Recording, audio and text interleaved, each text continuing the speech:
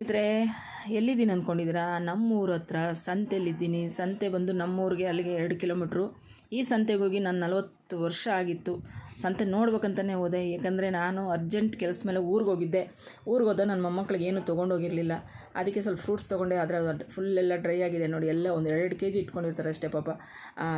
ಅವ್ರು ಬರೋರು ಹಳ್ಳಿಯವರು ಏನು ತೊಗೋತಾರೆ ಹಣ್ಣುಗಳು ಹಂಪಗಳು, ಪಾಪ ಅವ್ರ ಕಷ್ಟ ನೋಡಿ. ಎಷ್ಟು ಚೆನ್ನಾಗಿದೆ, ಚಿಕ್ಕದಾಗಿದೆ ಸಂತೆ.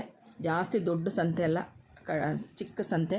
ಇಲ್ಲಿ ಬಂದೆ ಕಳ್ಳೆಪುರಿ ಅದೆಲ್ಲ ಪಟ್ನ ಕಟ್ಟಿಟ್ಟಿದ್ದಾರೆ. ಸ್ವೀಟು, ಕಳ್ಳೆಪುರಿ, ಮಿಕ್ಚರು ಎಲ್ಲ ಹಾಕಿ ಮಿಕ್ಸ್ ಮಾಡಿ. ಅದು ಏನೇ ತೊಗೊಂಡ್ಲೆ 60 ರೂಪಾಯಿ ಅಂದರು. ನಾನು ರಸ್ಕ್ ತೊಗೊಂಡೆ. ರಸ್ಕ್ ಸ್ವಲ್ಪ ನೋಡೋಕ್ಕೆ ಚೆನ್ನಾಗಿತ್ತು, ಅದಕ್ಕೆ ರಸ್ಕ್ ತೊಗೊಂಡೆ. ಒಂದು ಪಾಕೆಟು ತೊಗೊಂಡು ಇನ್ನು ನನ್ನ ಪಕ್ಕದಲ್ಲಿ ಯಾರೋ ಒಬ್ಬಯಮ್ಮ 2 ಕಳ್ಳೆಪುರಿ ತೊಗೋತಾ ಇದ್ದಾಳೆ. ಇದೇ ಹಳ್ಳಿ ಜೀವನ ಅಂದರೆ ನೋಡಿ. ಎಲ್ಲ ಗುಡ್ಡೆ ಇಟ್ಕೊಂಬರ್ತಾಯಿದ್ದಾರೆ ಜನ ನೋಡಿ. ಅಲ್ಲೊಬ್ರು ಇದ್ದಾರೆ.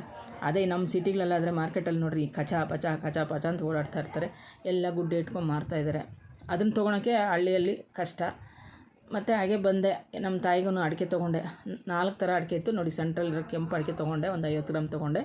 ಯಾಕಂದರೆ ಸ್ವಲ್ಪ ಮೆತ್ತಗಿರುತ್ತೆ, ಅವ್ರಿಗೆ ಅಲ್ಲೂ ಗಟ್ಟಿ ಇಲ್ಲ, ಅದಕ್ಕೋಸ್ಕರ ಮೆತ್ತಗಿರೋ ಅಡಿಕೆ ತೊಗೊಂಡೆ. ಹಾಗೆ ಮಿಕ್ಕಿದ ದುಡ್ಡಿಗೆ ಎಲೆ ಕೊಡ್ರಿ ಅಂದೆ. ಪಾಪ ಅವ್ರು ಎಲೆ ಕೊಟ್ಟರು. ನಮ್ಮ ಸಿಟಿಯಲ್ಲಾದರೆ ಗದರ್ತಾರೆ. ಎಲೆ ಒಂದು 20 ರೂಪಾಯಿ 30 ರೂಪಾಯಿ ಕೇಳಿದ್ರೆ.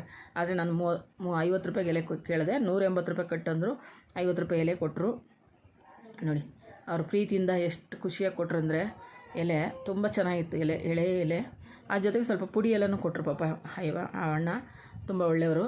ನಾನು ಹೇಳಿದೆ ಇದು ನಾನು ಸಿಟಿಗೆ ತೊಗೊಂಡೋಗೋದು ನಮ್ಮ ತಾಯಿಯವ್ರಿಗೆ ಅಂದಿದ್ದಕ್ಕೆ ಇನ್ನೂ ಒಂಚೂರು ಎಕ್ಸ್ಟ್ರಾನೇ ಹಾಕಿ ನೋಡಿ. ಪುಡಿ ಎಲೆ ಅಂತಾರೆ. ಈ ಎಲೆನೇ ನಾವು ತೊಗೋಬೇಕಂದ್ರೆ ಇಲ್ಲೊಂದು 30-40 ರೂಪಾಯಿ ಕೊಡಬೇಕು. ಅಷ್ಟು ಎಲೆ ಎಕ್ಸ್ಟ್ರಾ ಹಾಕ್ಕೊಟ್ಟಿದ್ದಾರೆ.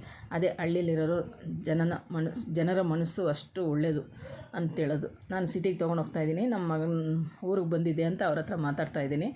ಊರಿಗೆ ಬಂದಿದ್ದೆ. ಹುಡುಗ್ರಿಗೇನು ತಿಂಡಿ ಇಲ್ಲ.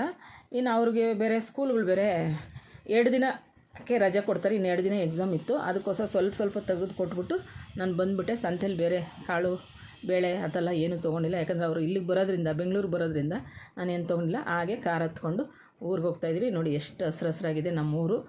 ಈ ವಿಡಿಯೋ ನೋಡಿ, ಶೇರ್ ಮಾಡಿ, ಲೈಕ್ ಮಾಡಿ. Thank you friend.